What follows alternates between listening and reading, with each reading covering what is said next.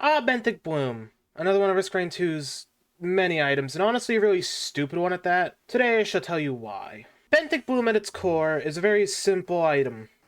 You really thought I was gonna just redo the Razor Wire video intro? I'm not that lazy. This video is gonna be different compared to the previous two, because I can't talk about what items are good with Benthic Bloom, simply because of how the item works. So let's talk about it then, shall we? At the start of every stage after you pick up Benthic Bloom, 3 stacks of items will be upgraded to the next tier. So for example, your 3 crit glasses could be upgraded to a stack of ATGs, if only. And then those ATGs could be upgraded to ceremonial daggers. Now, while that may sound powerful, keep in mind that Benthic Bloom is a void item, meaning it corrupts an item. And that item is the 57 leaf clover. Now, if you've seen my purity video, you'd know that having high luck is awesome, and having low luck is not awesome. Because the only item in Risk Rain 2 that buffs luck is the 57 leaf clover. Not having access to it sucks. However, it is really hard to get a 57 leaf clover, meaning that you're more likely to get a Benthic Bloom through a void cradle than a clover through a chest, as there are only 2 legendary void items and 28 regular legendary items. And if you're anything like me, you love stuff that is not considered viable. Because I know that most people would probably say that even though getting Benthic Bloom is easier, it's not worth picking up because getting clover isn't impossible. And having a consistent build is better than just having a ton of legendary items. And I'd say, yeah, you're right. But Benthic Bloom is cool, so shut up and let me have fun with this non-viable piece of junk. Okay? Cool. Now, I was going to talk about characters quickly here, but there's a lot to consider. Originally, I was just going to say who had good mobility, because that's extremely important with Benthic Bloom runs. However, there's a lot more to consider, so let's go in depth on each character, shall we? Commando is pretty good with Benthic Bloom, because he's very simple in design, meaning he's very balanced. Now keep in mind that since he's so basic, he commonly relies on his items. Now I'm not saying that he's not good without them, it's just that without stuff like crit, bleed, and other such items, he may not be as good as he would be with said items. Now Huntress is in pretty much the same situation as Commando, because she's built for speed, and you get exactly 1 item that may help with that, being Hard White Afterburner, which is the only horizontal item you'll get with Benthic Bloom. That is, if your character has a horizontal mobility skill. However, compared to Commando, I'd say Huntress is worse due to her low base health, but her mobility skill is, at least in my opinion, better than Commando's for a Benthic Bloom run. So here's the thing. I think Bandit may be the best character for a Benthic Bloom run. He has a way to crit without needing glasses or relying on a 1% chance, and since you can get Laser Scope, which gives you an additional 100% crit damage with Benthic Bloom, having a way to crit is great. I will say though, that his mobility skill kinda sucks in a Benthic Bloom run, because it just makes you slightly faster than normal, and without movement items, he feels really slow. I haven't really used MULT-I with Benthic Bloom that much, if at all. So keep in mind that all this is just what sounds good on paper. Now, one thing I haven't mentioned yet is the other void items. Since they're not normal items, they are ignored by Benthic Bloom. Meaning stuff like Polyloot and Plasma Shrimp are always good to take, since any ATGs and ukuleles you pick up won't get taken away later. And of course, Double Nailgun MULT-I is insane with Plasma Shrimp, and only gets way stronger with Polyloot. Engineer, probably one of the worst characters to use Benthic Bloom on. You could maybe get away with using it alongside mobile turrets, but stationary turrets really suffer from not having bustling fungus.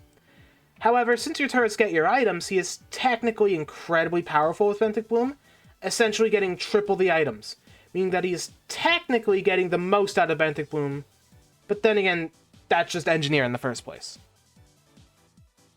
Yeah, Artificer falls into the same place as MULT-I for me, where I haven't really had that much experience with her and Benthic Bloom. I'd imagine not having Ignition Tank and backup magazines sucks for her, but you could get Alien Heads, so she could be okay without backup magazines.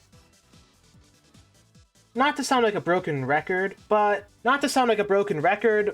same thing here. I will say that Mercenary is probably my least played character, so most of the time, I'm not going to know what's best for him. I'd like to imagine that Brilliant Behemoth is great on him for restoring cooldowns, since he applies an effect that gives you back your cooldowns, and logically Brilliant Behemoth would make all attacks that apply that effect have AoE, meaning more skill cooldowns back. I actually forgot about this for the Purity video, so thanks to the person who pointed that out. Same goes to the person who mentioned Bandit critting. I was going to put that in the script, but completely forgot to.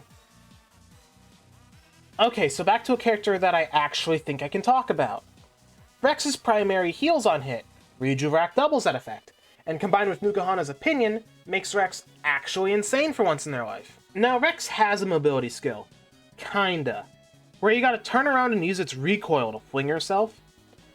I'm not that great at doing that, but I have used that to fly across the map several times with a few hard white afterburners, which was really fun and I highly recommend. Okay, so fun fact about Loader's Shift. It does more damage the faster you're going. And guess what you don't have with Benthic Bloom? Yeah, she kinda sucks with Benthic Bloom. However, she does have the most mobility out of all the characters, so definitely wins in that department. I'd say she can still work, just expect to be more reliant on your items. I don't think I have much to say on Acrid. They're just kind of good. I mean, more shifts is more mobility, and their epidemic is good. I'd say if you've got a few ceremonial daggers, it'll help a ton with the fact that poison leaves enemies on 1 HP. So you'll be able to farm a ton of daggers really, really fast. Captain's weird. He has an amazing M1 for proccing things, but like, you lose most of the proc items when you pick up Benthic Bloom. I've just now realized that I've been making it sound like you just automatically lose all your non-legendary items when you pick up Benthic Bloom. I treat a Benthic Bloom run more like legendary items only, because you can't keep your white and green items consistently. Anyway, back to Captain. Yeah, he pretty much doesn't like Benthic Bloom since you can't really proc much, and his other skills aren't good for consistent damage. I mean, I guess you get more Diablo strikes, so I mean, that's insane, but other than that, he just kinda sucks with Benthic Bloom. Railgunner is actually crazy with this if you get Laser Scope. She's just like actually insane normally, so Benthic Bloom just adds onto this. Her default big explodey laser attack also acts as a way to proc stuff way easier since it has a 3.0 proc coefficient. Also, I would say her mobility is okay. I mean, it's not super easy to control where you're going once you're midair, but it is still really good for long distance mobility, which is great. And finally, Void Fiend. I'd say they're either really good or kinda depending on which form you like. More because basically all Void items are good. I mean, like, they're not gonna harm you. It's just that I'd rather have stuff like Void Bands and the one-shot glasses than not having their normal versions at all. I'd say maybe not the one-shot glasses, more from a fun standpoint than a logical one, because they kinda make the game boring when you have a chance to one-shot anything that isn't a boss. Now, why am I ranting about Void items?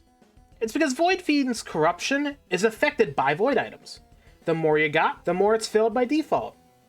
If you like Void Fiend's corruption form, you'll need a ton of Void items, because healing reduces the corruption meter, you probably get a few Rejuvacs. But if you don't like the corrupted form, then grab a few Weeping Fungus and be careful, because too many Void items will force you into their corrupted form. Also, I'm not covering Heretic, because I don't think many people really care about her since she's not selectable on the character screen. So with characters out of the way, let's talk about some strategies. Scrappers and printers are your friends. Anytime you see a damage item printer, I recommend grabbing as much as you can to make one super stack and hopefully get something really good. Oh, I never mentioned what item types are. Okay, here's a brief summary. Anything that can come out of a damage chest is a damage item. Same goes for utility and healing. Now these items can mix and match, like Harvester's Scythe is a damage and a healing item, meaning Benthic Bloom could technically turn your healing items into damage and vice versa. Alright, back to strategy. Actually there isn't much here. I mean in single player, that is. If you're in a multiplayer game, Benthic Bloom becomes way stronger because you essentially become a trash can, or more so a recycling bin. Because let's say your friend gets a ton of junk. That junk can become good junk if you pick it up. And let's say you find a clover after picking up a Benthic Bloom. No worries, your friend can take it. Or in other words, Benthic Bloom is objectively one of the best items in multiplayer. Anyway, I think that this is where I'm gonna call it. I'm not exactly sure what video I'll do next. If you have any suggestions, feel free to tell me. If you're still here, clearly you enjoyed, so subscribe, I guess. Anyway, I've been Anfasnar, and use Benthic Bloom. It's dumb, and I love it. Bye!